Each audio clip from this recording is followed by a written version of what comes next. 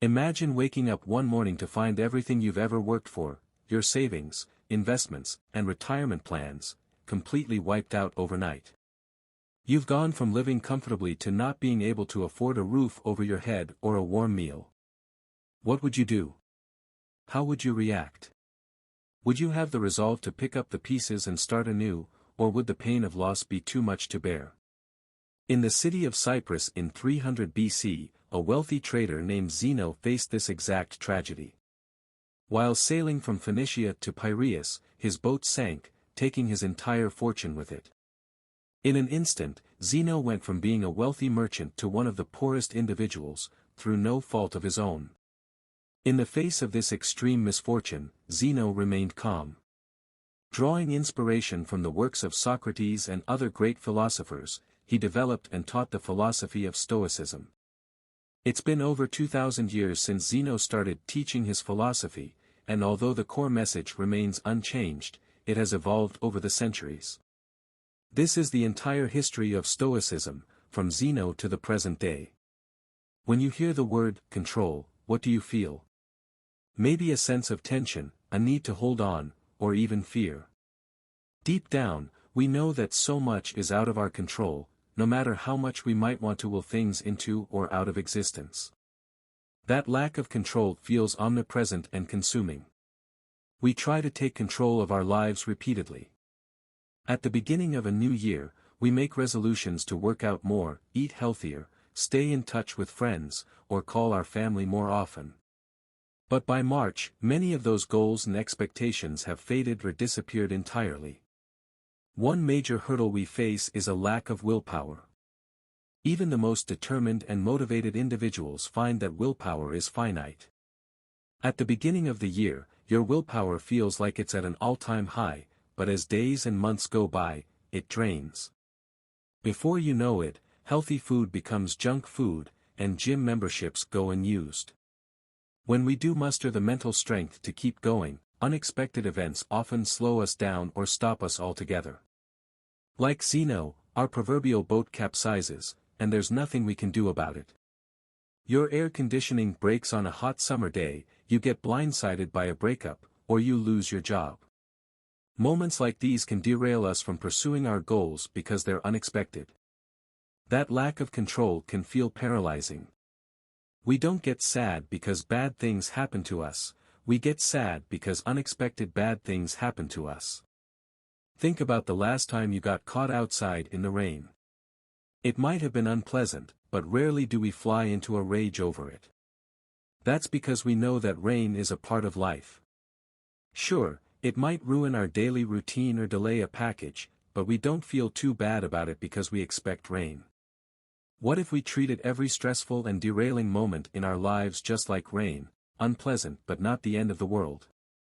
This is the primary message that Stoicism teaches and has taught for generations. It outlines the difference between experiencing a setback and being completely destabilized by one. It removes the knee-jerk reaction where we ask, "Why me?" and redirects our focus toward what needs to be done to keep moving forward in pursuit of our vision. Life, surprisingly, isn't a sprint, it's a marathon. Stoicism can help us adopt a mindset that focuses on the process without worrying so much about the end goal. It helps us be okay with the lack of control we have. If we can picture the worst outcome, we become content knowing that it could happen. We're more prepared, and Stoics call this practice voluntary discomfort. In the time of Zeno, this practice involved wearing rags and eating nothing but potatoes. Today, it looks like taking cold showers, eating bland food, or taking a break from modern comforts like your devices or social media. Withstanding uncomfortable situations, even small ones, teaches us that we can get through life's difficulties. And who knows, we might even thrive despite the circumstances. The truth is that the universe is bound to throw uncomfortable and even harsh events our way. Stoicism accepts that reality but gives us a way to cope with it and potentially find freedom in it. It takes us from being vulnerable to the universe's chaos to feeling calm and sometimes indifferent. If we live by Stoic principles, we can feel fortified to live more peacefully, in a more accepting state. For Stoics, it all comes back to defining what we can and cannot control. If we focus on what is within our control, we will find liberation from the things that are not. At the heart of the philosophy is the idea that the only thing we are really in control of is our reactions and emotions to any specific event.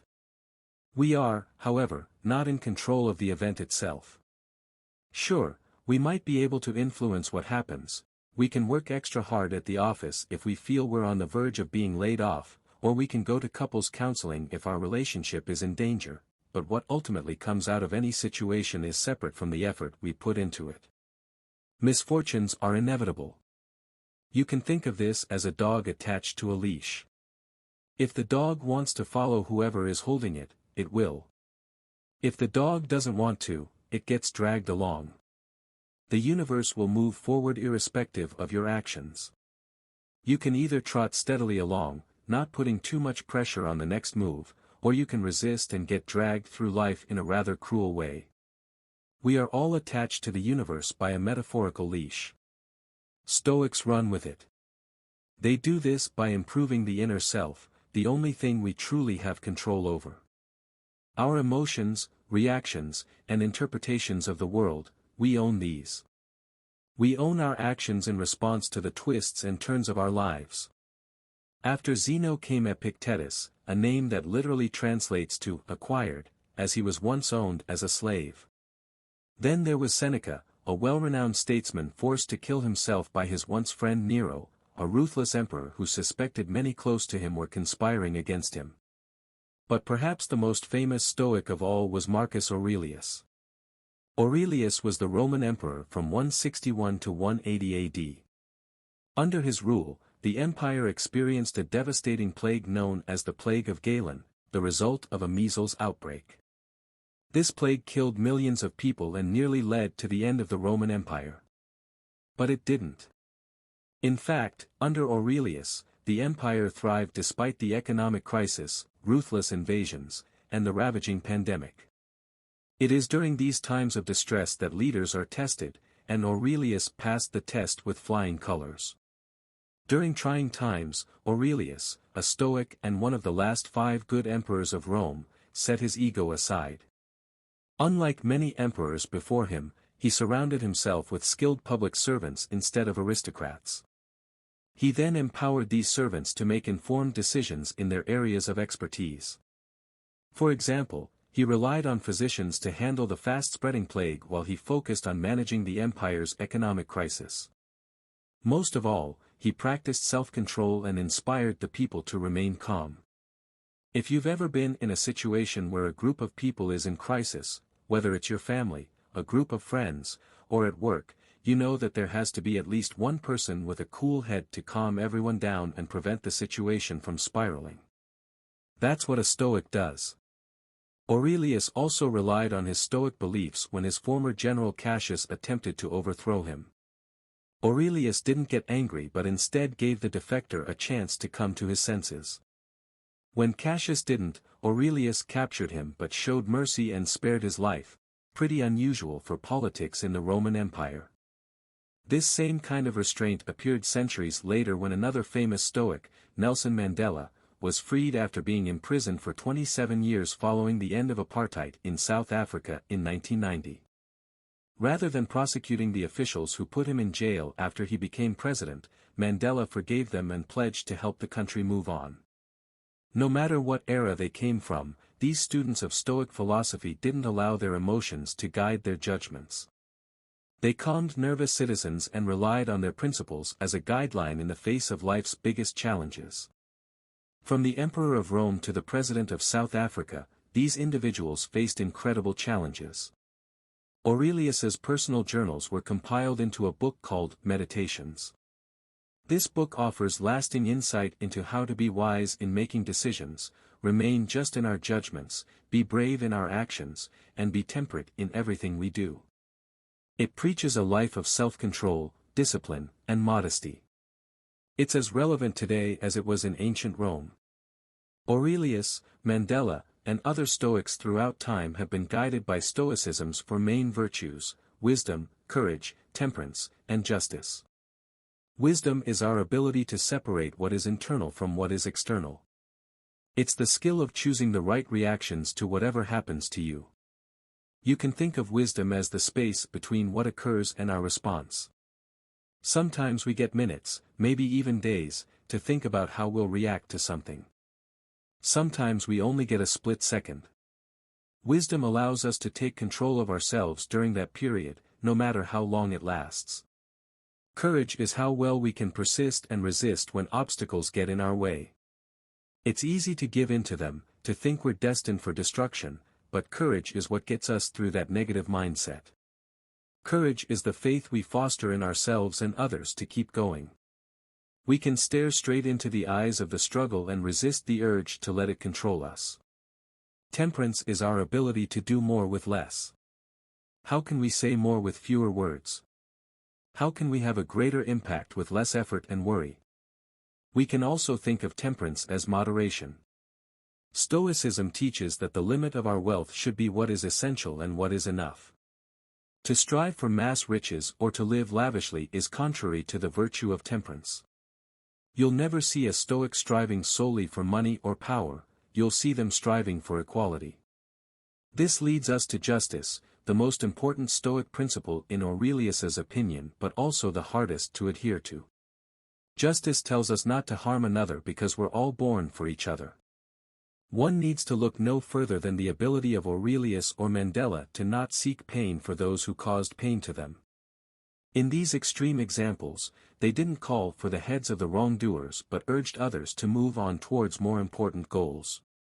In our everyday lives, justice might look like not gossiping about someone or congratulating a triumphant competitor on a game well played. Justice is all about finding a way forward and remembering that these external forces, including people, are beyond our control. In case you haven't caught on yet, the idea of control is at the core of Stoic philosophy. Stoics operate under an idea called the dichotomy of control, which tells us that we must separate what we can control from what we can't. Finding value in our life comes from what we can control, and while having goals is an admirable and important trait, breaking down along the way when those goals don't seem to be panning out is useless. The reality is that we can't control everything that happens to us, and we know that deep down, although we might try to resist the idea. If you've ever been labeled a control freak or found yourself trying to will something into existence, you've experienced this kind of wasted energy. Rarely does trying to assert control over other people or external forces add any happiness to your life. Instead, it usually does the opposite. True happiness and contentment can only come from within. Our internal self is the one piece of life over which we have total control. The dichotomy of control helps remind us that when we focus on improving ourselves and controlling our reactions, we can live a virtuous life. Or as Marcus Aurelius put it, waste no time arguing what a good man should be. Be one. So, according to the Stoics, what does it take to be a good person? Stoicism places a lot of emphasis on the importance of perception. It tells us that our thoughts determine the quality of our mind and that how we process those thoughts is completely within our control. Our perception of a situation is what it is to you. Say your car doesn't start, or your planned tax refund turns into you owing money instead. How can you perceive these obstacles differently? Can you resist the temptation to be angry or defeated because ultimately these emotions don't accomplish anything? Aurelius faced invasions from Germanic tribes and internal uprisings, but he knew he couldn't alter the situation. His power came from how he perceived these difficult events. He didn't view them as the end-all, be-all, he viewed them for what they were, obstacles he had to overcome. Aurelius also employed his Stoic principles to turn the other cheek to events and people. If somebody tried to kill you like Cassius did Aurelius, it's easy to want them dead. A more realistic interpretation for your daily life could be thinking about somebody you know doesn't like you. It's understandable not liking them back, but what does that accomplish? All it does is foster negative energy within you that can affect how you approach other areas of life. Instead, can we take a note from Aurelius and Mandela and approach them with compassion and forgiveness? The truth is that people will never meet our expectations, so instead of letting them evoke negative emotions from us, we can remember what is in our control, our perception of the situation and our reactions toward it. This will allow us to view obstacles as opportunities. We only need to look to the natural world to understand how to do this. Nature takes obstacles, works around them, incorporates itself into them, and grows. Nature is pragmatic. It works with what it has, just like the Stoics. Stoics don't shy away from life's challenges but rather embrace them. They recognize that struggle is essential to life and ultimately leads to success and evolution. This success is made possible by the way we perceive obstacles. If we look at something hard and resign to never recovering, we limit any opportunity to grow. Using a different approach, we can take that same hardship, like a difficult project or the loss of someone we love, and flip the script to view it as an opportunity to grow.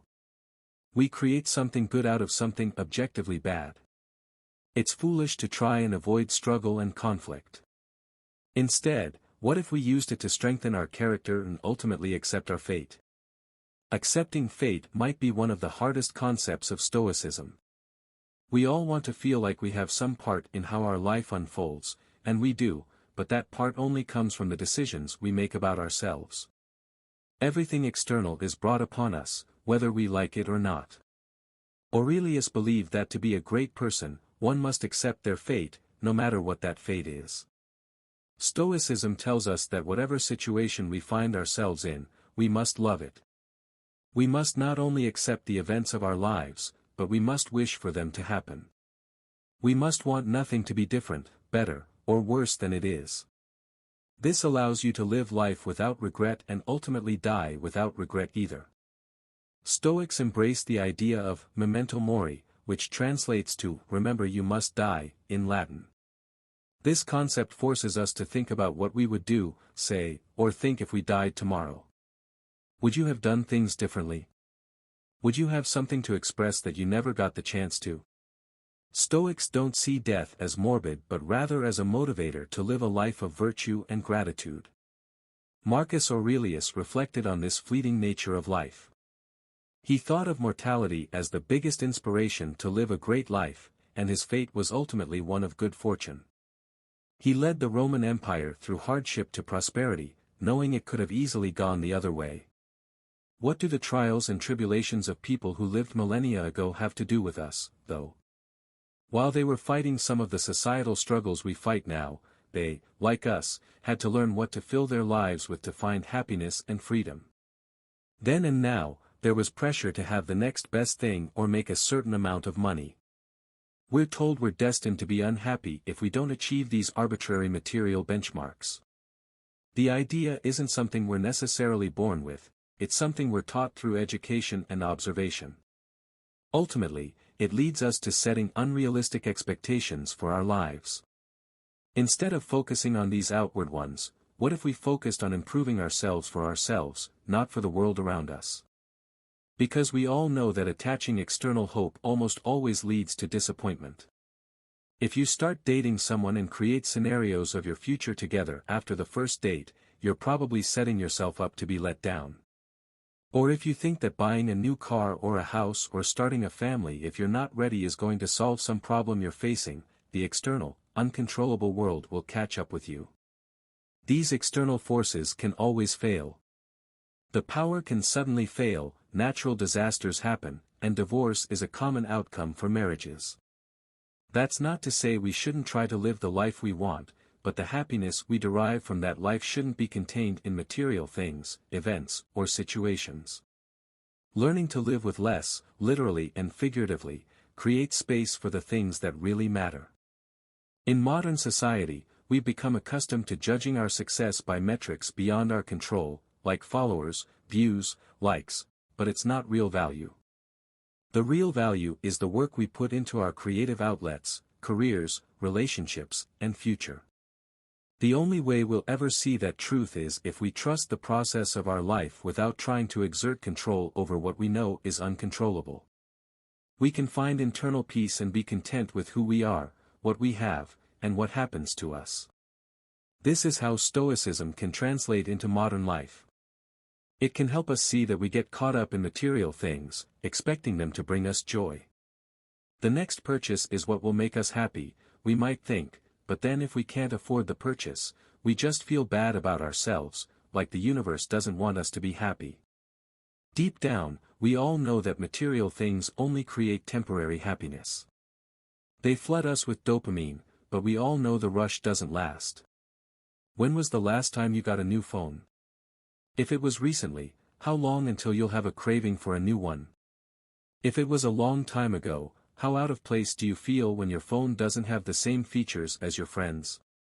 Adopting a different, more stoic attitude towards purchases can help us escape this need for external items and situations to bring us happiness. We can practice voluntary discomfort, which in this case might look like holding on to the old phone a little bit longer, or if you're too attached to it, leave the phone in the other room when you go to bed. If we just take away the easiest option, a new window of experience and opportunity will open. A new sense of self and a tolerance for discomfort will appear. Just as we don't want to let external objects and our desire for them take away our self-control, Stoicism also tells us to resist anger towards others.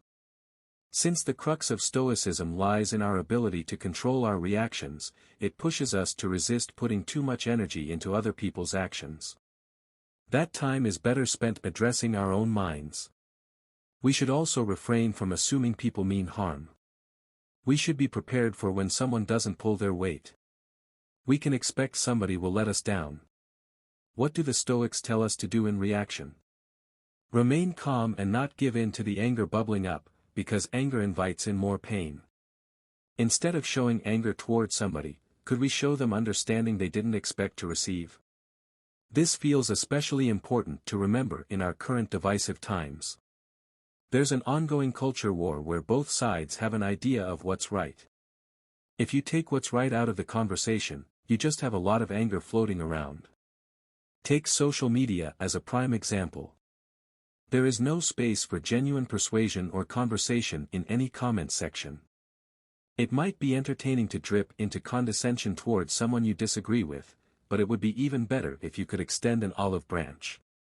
Suppose you could resist the need to mock somebody else, which only holds us as a society back.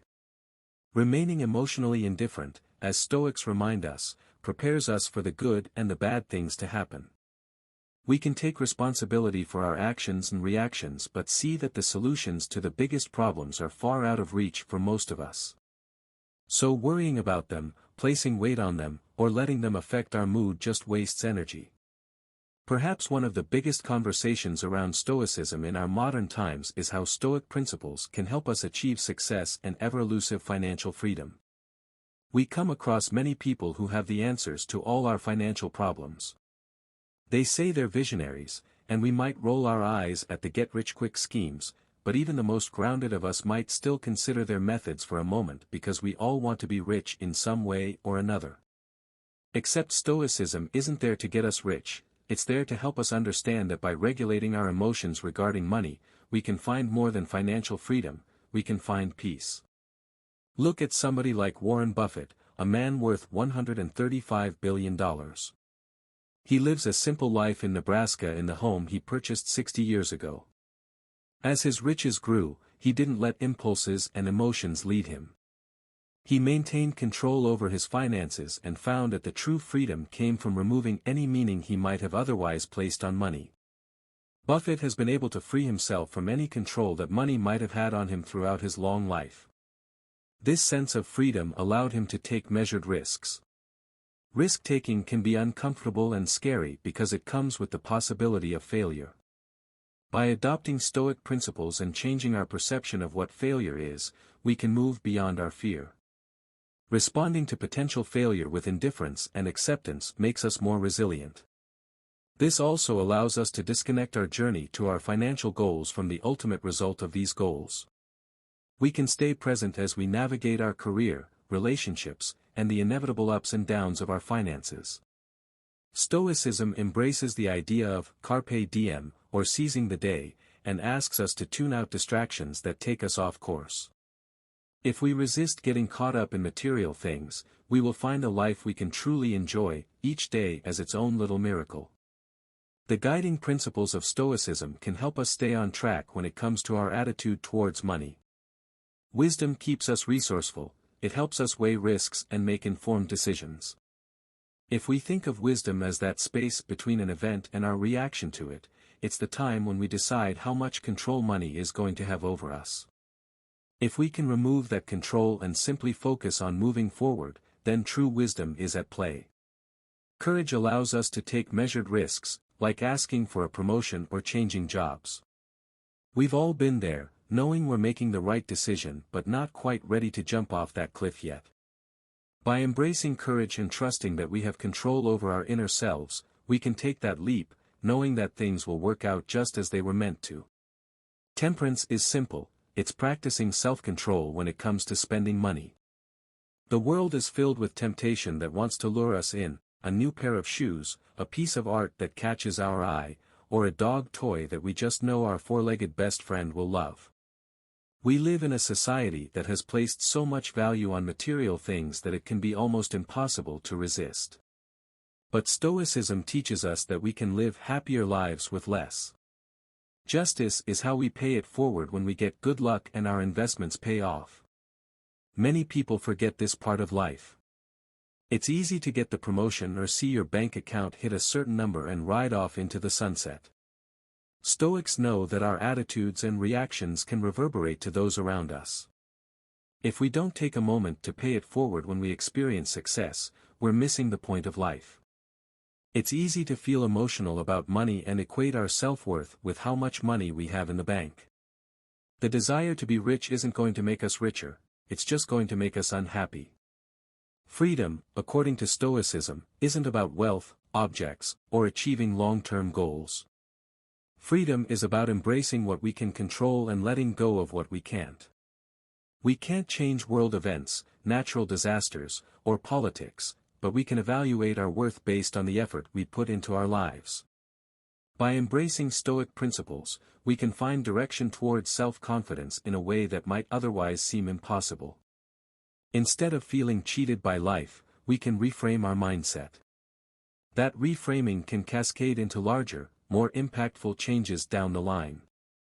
Once we start training ourselves to focus on our internal self instead of the external world, which we have no control over, we can begin to live a life of acceptance. We won't cry over spilled milk. We'll learn to maintain composure, which in turn can calm those around us. Remember, though, deep diving into Stoicism isn't without its drawbacks. Stoic principles offer incredible guidance to become more measured, freer versions of ourselves. But when taken too far, they might lead to an emotionless life. Marcus Aurelius famously believed in remaining indifferent to any hardship that came before him, and that might have helped him remain calm and controlled. But is calm and controlled always the best way? Sometimes anger can be a great motivator. If you've ever played a sport, you know that losing can be the fire you need to up your game. Perhaps anger shouldn't be the only motivator, but to discount it is to potentially discount a genuine piece of ourselves that needs to come out. Constant indifference also means we might miss out on the good things in life. Remaining detached from external events could make the world feel a bit meaningless. If the world around us doesn't have meaning, could that make it harder to find meaning within ourselves? Stoic philosophy has persisted throughout history because it offers a framework to deal with the obstacles that every human faces. It's sage advice to possess, but it misses one important element of being a person: emotion is inevitable. Perhaps you can master the art of indifference, but is that staying true to who you are? If we are constantly in control of our reactions, we might never find moments of conflict that are imperative for growth. If we spend all our time focusing on how we perceive the world, we might be missing the world altogether. In the end, as with anything, moderation seems to be the key. We can take principles from Stoicism that can help us navigate life, but we can also remember that philosophies are malleable, they're not one size fits all. If you glean anything from Stoic principles, perhaps it's this: the goal is to feel free, the goal is to feel happy, and your journey to these feelings is unique. Enjoy it. One small change can last an eternity, and one small reframing of your mindset can cascade into larger and more impactful changes later down the line. The core of Stoicism is the very definition of acceptance and indifference. After reading the works of Socrates and other great philosophers, Zeno created and taught Stoicism. According to Zeno, although we don't have much control over what happens to us, we do have control over how it affects us, and we must use this control to great effect. Rather than crying over spilled milk, or in this case, drowned goods, Zeno focused on maintaining his composure, remaining calm and neutral despite his predicament. Today, people inadvertently view Stoics as people who cannot be broken, who don't often linger in emotional extremes like fits of rage or bouts of anxiety. But the original idea behind Stoicism was much more than that. Rather than just a way to describe people who are unemotional, Stoicism was a way to view, describe, and understand the world. It was a way of life, and that way of life has lasted for centuries. Stoic philosophy can be applied to situations today the same way it was applied thousands of years ago, and its benefits are just as impactful. Stoicism allows us to process negative emotions from negative experiences and turn them into thoughts that give us a unique perspective on the world. Perspective is everything, and everyone in the world has different experiences and thus different perspectives on things. Since the Stoics gathered, discussed, and taught philosophy in a public place, their general philosophy was widely known. They believed that Stoic principles could greatly benefit anyone and everyone, and so it didn't make sense for them to hide that knowledge behind the four walls of a school or palace courtyards. As a result, everyone, from slaves to emperors, could learn and become Stoics, and they did. Some of the world's most notable Stoics include Epictetus, who translates to acquired, as he was once owned as a slave, Seneca, a well-renowned statesman, Marcus Aurelius, a Roman emperor and one of the most powerful men to have ever lived. The early Stoics practiced what they preached, avoiding all forms of segregation and leading the fight against inequality. They even invented the word cosmopolitan, which literally means citizen of the world. When people hear that word now, we think of cities like New York, Toronto, Dubai, and London because of how diverse they are. This was the type of unity and togetherness that the Stoics preached, even at a time when it wasn't popular. Women were allowed to freely learn about Stoicism and become Stoics themselves. So why do so many people adopt Stoicism as a way of life? In a world full of unexpected turns of events, our emotions can tend to get in the way of things.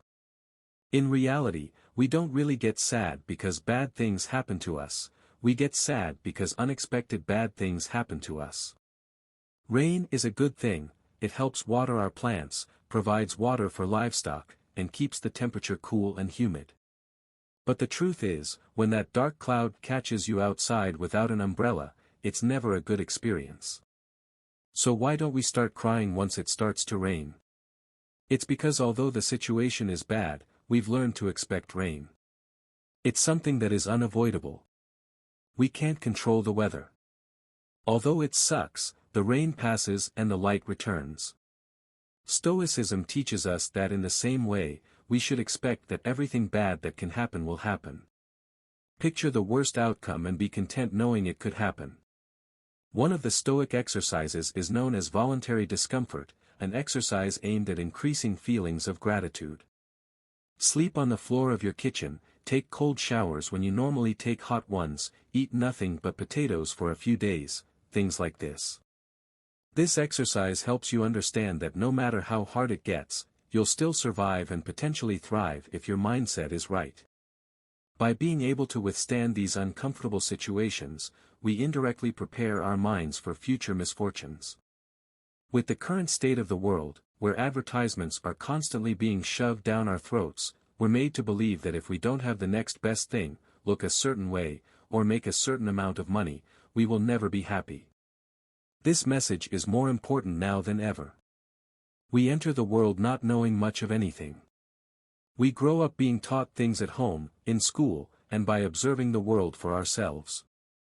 The thing is, a lot of times, all three of these sources of knowledge teach us in different ways. The question is, do we need to internalize all of this knowledge? If we do, we could unknowingly be setting unrealistic expectations for our lives, leaving us ultimately disappointed and unsatisfied. In the end, that's no way to live. We should instead focus on improving ourselves for ourselves. We should do things for ourselves and only for that reason. Attaching any external hope or secondary attachments to the actions we take almost always leads to disappointment. Most of the time, we end up trying to fill that emptiness with external things, blowing all your money on a fancy car, a house, or even starting a family. Sometimes we do all of these things for their external value and not their internal value. But Stoicism teaches that if you approach life this way, you place your happiness in the hands of external forces, forces that can always fail. Cars almost always break down, natural disasters wipe away entire cities, and divorce rates climb higher and higher each year. But even the free things in life come at a cost, the cost of space, both physical and mental. As Seneca once wrote, learning to live with less will create space in your life for the things that truly matter to you. Instead, we must place our happiness on our intrinsic value as humans and on nothing we have or can physically acquire. We must choose to do our best to keep a cool head regardless of what life throws at us. Because regardless of what it is we want, at the end of the day, we don't have any control over the majority of things that happen to us. But we do have all the control over how we react to those things. That is the dichotomy of control, the most important principle in Stoic philosophy. Stoics teach that we must learn to separate what we control from what we cannot control. We need to determine our value not from things we can't control but from the things we can. Striving towards goals is a good trait, but breaking down when those things don't go your way is, in a Stoic's point of view, useless. Making YouTube videos is, well, a lot easier than being a Roman emperor, but it can still prove to be challenging sometimes. First, you must form your idea, which takes forever, then research that idea, scrap it because it sucks, start over, script the video, create the video, edit it, make the title, thumbnail, and everything else before you hit upload. Everything up until the point where you click upload is all up to you. However, once you click that upload button, the power shifts to the YouTube algorithm. Still, a lot of people judge the success of their YouTube channel or Instagram account based on how many views and subscribers or followers they have, metrics of which, for the most part, are beyond your control. Stoics teach that instead, you should judge the success of your work based on the amount of effort you put in and not on the outcome of your external hopes. Trust the process. Think about a person who has been working hard at their job for the past 6 months. He now feels he deserves a promotion, so he walks up to his boss with his performance report. The boss says thanks but doesn't grant him the promotion, and he goes home thinking he must suck at his job. He doesn't consider that the boss might have simply woken up angry, someone else might have been better qualified at the time, or maybe the company was just losing money and couldn't afford it. He doesn't know the reason, but he's still upset. If he simply placed his value on the quality of the performance report he turned in and kept doing what he was doing to earn the promotion he wanted, he could have been much happier overall. With the right perspective, his goal wouldn't have been diminished, just postponed. It's this reframing of your mindset that is crucial. A true Stoic does not view their successes based on the financial gain of their ventures but is comforted by the fact that they can live a comfortable life without all the things money can buy. These are the 4 main virtues of Stoicism: wisdom, courage, temperance, and justice. Wisdom is being able to separate between what is internal and what is external, and the ability to choose our reaction to the things that happen to us. As Viktor Frankl said, between stimulus and response, there is a space. In that space is our power to choose our response. Courage to persist and resist. Temperance, or moderation, is doing more with less, saying more with fewer words. While Jeff Bezos and Elon Musk are fighting at the top of the Forbes list, Stoics believe that the limit of wealth should simply be having what is essential and then having what is enough. Justice is the most important of all the virtues. It instructs that no one should do harm to another because we were all born for each other, to do good to one another and not to ourselves. Nelson Mandela was one of the most famous African leaders in the world. While he was fighting against apartheid, he got sentenced to life imprisonment, where he stayed for 27 years before finally being released. When he was released from prison, he was elected president of South Africa, and thus many people thought he was going to brutally punish all the people that had anything to do with apartheid or his imprisonment. But of course, he did not. Throughout his time in prison, Mandela read the works of Marcus Aurelius and learned many of the core values of Stoicism, all of which he practiced throughout his life. Instead of calling for the heads of the wrongdoers, Nelson Mandela urged his people to instead seek the opposite, to relax and rebuild. He stressed that the past was now beyond their control and that the only thing they could do was find a way to move forward and build a better nation. This is the way of the Stoic. In modern-day medicine, Stoicism is at the core of procedures like rational emotive behavioral therapy and logotherapy. REBT helps patients identify negative thought patterns that might be causing emotional and behavioral issues. It allows you to challenge the reasoning behind these negative thoughts with logic, and when you realize that many of them are unfounded, you can then replace them with more productive and healthier beliefs. Logotherapy, on the other hand, is based on the Stoic principle that humans are driven by purpose. Even in the darkest of situations, we can fill our lives with meaning and happiness by simply finding out what that purpose is. As many of us know, though, this is easier said than done. It's a process. Much like everything else, we have to rewire the way we think. Out with the old, in with the new. To fix our problems with happiness, we must practice self-worth by redirecting our definition of value to the things that we can control. We can stop getting fixated on the things we cannot control and overall lead much happier and more fulfilling lives. Stoicism helps us steer through past and present storms into calmer and more peaceful waters. And if our ship sinks and we all drown, we can take peace in the fact that we lived a good life, albeit not as long as we had hoped. Because remember, everything has an end. In the year 165 CE, a black wave of death rose from the east and quickly spread across the globe faster than anyone could have ever imagined. They called it the Antonine Plague after the reigning Roman emperor at the time, Caesar Marcus Aurelius Antoninus Augustus. Lasting throughout his rule, this plague claimed upwards of 18 million lives and nearly destroyed the Roman Empire that entire armies could barely scathe. But it didn't. Under Marcus Aurelius's rule, the empire thrived despite the economic crisis, the numerous invasions, and the grueling pandemic. It is precisely during times of distress that true leaders are tested, and the Caesar rose to the occasion every single time. Aurelius was a philosopher before anything else, regarded as the last of the 5 good emperors of ancient Rome, a term coined by Niccolò Machiavelli in the 15th century. It was his Stoic philosophy that differentiated him from his predecessors. During the plague, he set his ego aside and broke the mold, surrounding himself with talented and experienced public servants instead of aristocrats and nobles. He listened to advice and empowered those around him to make decisions.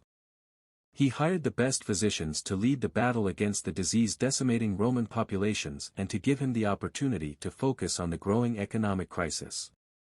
He cancelled debts, sold imperial effects and possessions, and confiscated capital from Rome's upper class to keep the economy afloat. At a time when fear infiltrated the empire, Marcus practiced self-control and inspired his people to remain calm. As if things couldn't get any worse, late in his reign, Marcus received news that an old friend and former general, Avidius Cassius, had staged a rebellion and declared himself Caesar in an attempt to overthrow him. Marcus's response was unusual considering the circumstances, but as disciplined and stoic as he was ever known to be, instead of getting angry and immediately setting out to destroy the man who threatened the empire, his family, and his legacy, Marcus waited to give the defector a chance to come to his senses. When he did not, Marcus demanded that Cassius be captured but not killed.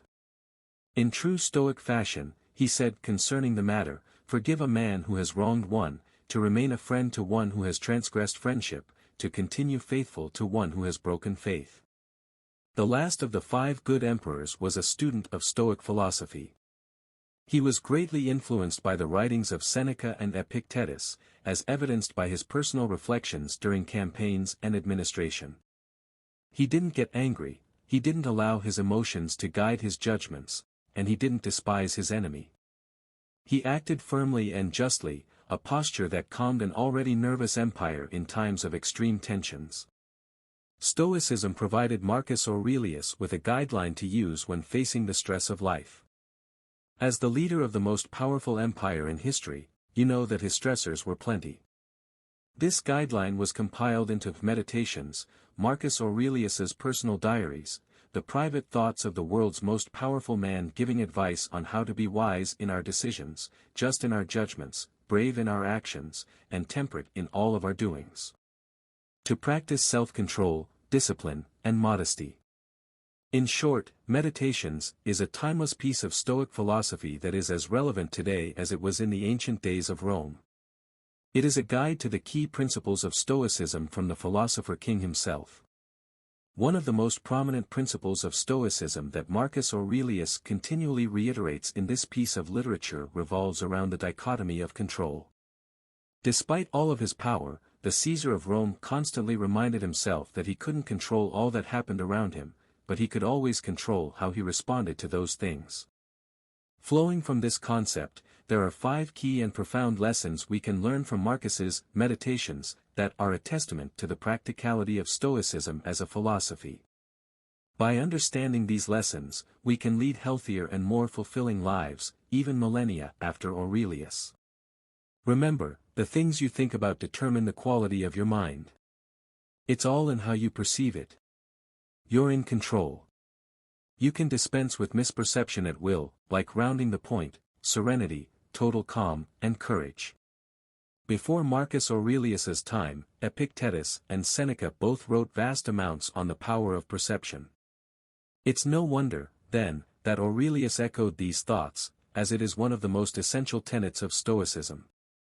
Our perceptions influence all that we experience. Your car may not start before your important meeting, or your boss may not give you the promotion you think you deserve. Just like Marcus had a choice when the plague hit, you also have a choice to make whenever you are facing a troubling situation. You can choose to feel angry, scorned, depressed, or defeated, which will accomplish nothing, or you can train your perception to not be influenced by what is outside your control.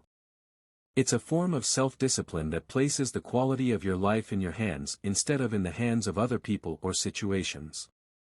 Marcus's entire reign rested on this guiding principle. As a formidable leader, he understood the power he had and always separated his perceptions from his emotions. He faced invasions from Germanic tribes and internal uprisings within his kingdom, but he knew he could not alter these situations to his favor. His true power came from within, from how he perceived these grievous situations. So instead of reacting rashly, he didn't allow these horrible, negative effects to affect him.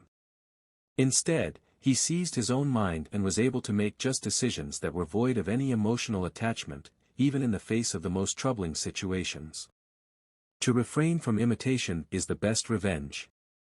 When someone despises us, the easy thing to do is to despise them back. But what would that accomplish? When dealing with Cassius's rebellion, it would have been easy for Marcus to order his troops to seize and brutally murder him for his insurgents, to use him as a message to all who dare attempt to take his crown. Instead, he was compassionate and chose to forgive him. People will never meet our expectations, so instead of letting their behavior evoke our emotions, it's more prudent to resort back to what is in our control, which is being virtuous, a better Stoic, and a better human. Just as nature takes every obstacle, every impediment, and works around it, turns it to its purposes, and incorporates it into itself, so too a rational being can turn each setback into raw material and use it to achieve its goal. Before anything, the Stoics were realists. They understood life's challenges, but instead of shying away from them, they embraced them. The truth is that struggle is an essential part of life. It builds character, develops resilience, and ultimately leads to success. Again, this principle is centered around perception.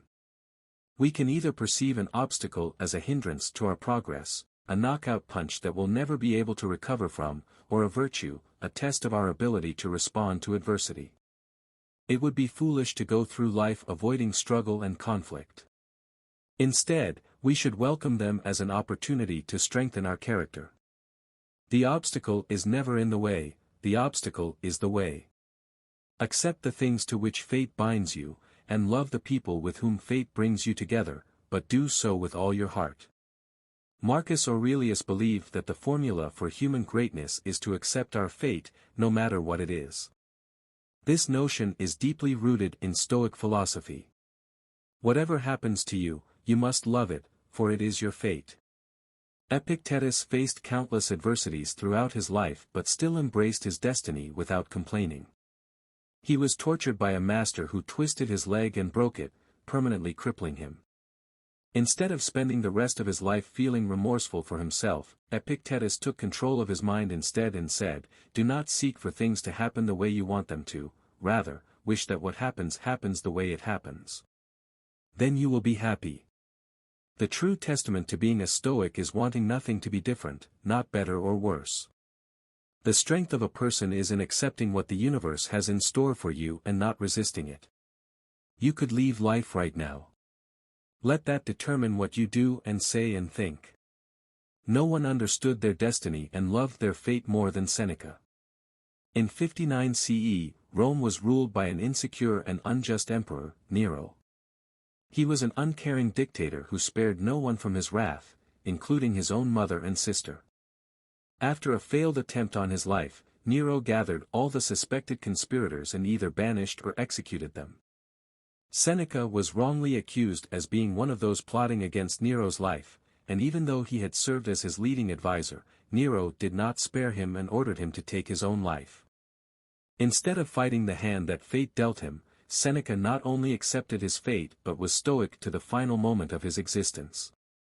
As he famously said, "What need is there to weep over parts of life? The whole of it calls for tears." Seneca then cut the veins in his arms and bled to death. Despite being one of the most powerful men in the world, Marcus Aurelius reflected on the fleetness of his life. Anyone in his position could very easily get drunk on power, but he reminded himself all the time of those who have come and gone, who have left behind nothing of the power they ever so greedily accumulated throughout their lives. In Meditations, Marcus thinks of mortality as an inspiration to live his best life and let go of trivial things. He did not see death as morbid but rather as a motivator to live a life of virtue and gratitude for the time we have. Marcus Aurelius led a Roman Empire that went through both hardship and prosperity. He was criticized and praised, loved and hated, but through it all, he always reminded himself of the teachings of Stoicism and the dichotomy of control. There are things in our control and others that are not. Which ones will you focus on? If we can learn to emulate Marcus's lessons by mastering our perceptions, accepting others for who they are, embracing the inevitable challenges as opportunities for growth, loving our fate, and finally accepting our mortality, then we can truly live a virtuous life just like that of the philosopher king himself. Waste no time arguing what a good man should be. Be one. We're all pretty used to rain. We're either prepared for it with an umbrella or raincoat, or just get wet. Rarely does it genuinely upset us. But what about when it rains for days and the streets flood so you can't go outside? Or when you realize you can't afford the interest rate on that home you want to purchase? How do you react when your investments plummet in value or you're laid off without severance? These are genuine modern problems that plague us at every turn. Problems that haunt our nights with nightmares and fill our days with despair. But it doesn't have to be this way. We can learn to remain grounded despite all the problems plaguing our society today. This is how to become stoic in the modern world. Stoicism is, of course, an ancient Greek philosophy that aims to take us from being vulnerable to the chaotic nature of the universe to being calm and indifferent to it. It's a way to fortify yourself for lasting peace of mind. But as with every practice that involves changing your attitude or disposition, work is involved and often sacrifice. The Stoics' work is to recognize what's in our control and what isn't, and the only thing in our control is our reaction to what happens, not the event itself. Obviously, we can influence what happens, but nothing is entirely in our control. Misfortunes are unpredictable and often inevitable. The Stoic philosopher Zeno of Citium used an analogy of a dog being tied to a cart to clarify the Stoic position. When a dog is tied to a cart, if it wants to follow, it is pulled and follows, making its spontaneous act coincide with necessity. But if the dog doesn't follow, it'll be compelled.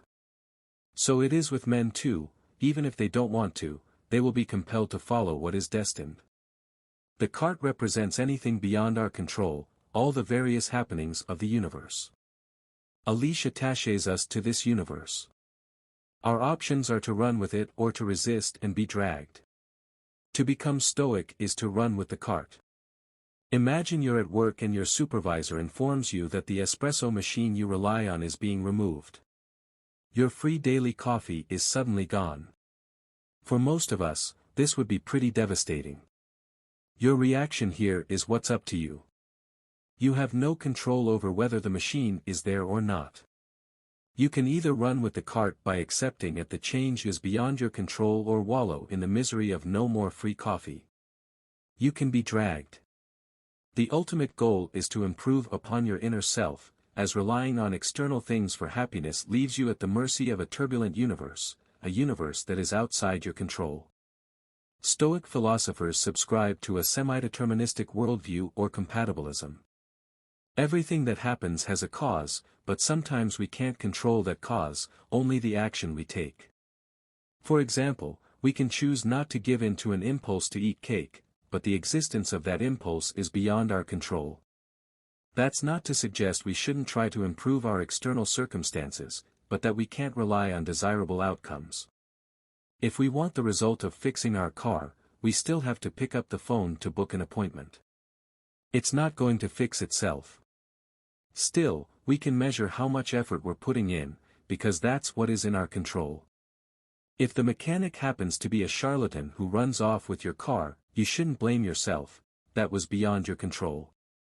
Discussing the ancient philosophy of Stoicism is one thing, but what about tangibly implementing it into our modern lives? After all, at the time of its conception, Stoicism was for everyone, from slaves to the Emperor of Rome, so why not today? Most of us get caught up in material things, expecting them to bring us joy. We tell ourselves that the next purchase is what will finally make us happy, a new car, the latest smartphone, the expensive watch. When we're unable to get these things because, well, we can't afford them, we feel bad, like the universe is opposed to us being happy and that there's nothing we can do about it. But the truth is that material things only bring temporary happiness. Your car will break down, and your phone will eventually freeze up. And even when our possessions still work perfectly, hedonic adaptation steps in, and we start to want something newer and shinier. It's a never-ending cycle. To escape the trap of consumerism, we need to adopt a different attitude towards our purchases and the dopamine hit we get from them. To do this, you can practice what the Stoics call voluntary discomfort. This is when you subject yourself to discomfort in something you typically enjoy. The most common way people do this is by taking a cold shower instead of a warm one, but you could also hold on to your new phone until it's no longer usable, suffer through the cracks and lags, and let each new phone launch pass you by. If that's too much, start small. Next time you go to the bathroom, leave your phone on your nightstand or your desk or wherever. Sit with your thoughts on the toilet instead of trying to amuse or torture yourself by doom scrolling. Driving somewhere on a hot day. Roll up the windows and drive with the AC off. Or better yet, walk. Marcus Aurelius, Emperor of Rome, was a practitioner of Stoic philosophy.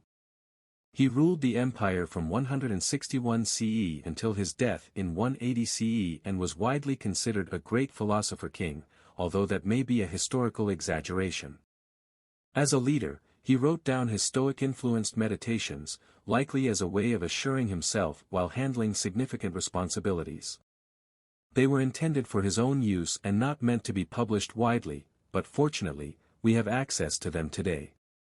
The collection is called Meditations, also called the Inner Citadel. In it, you can see how Marcus Aurelius applied his learned Stoicism to his daily life as emperor. Here are some of those quotes that might be able to help get you into a Stoic mindset. Thus we should employ the mind in all parts of life.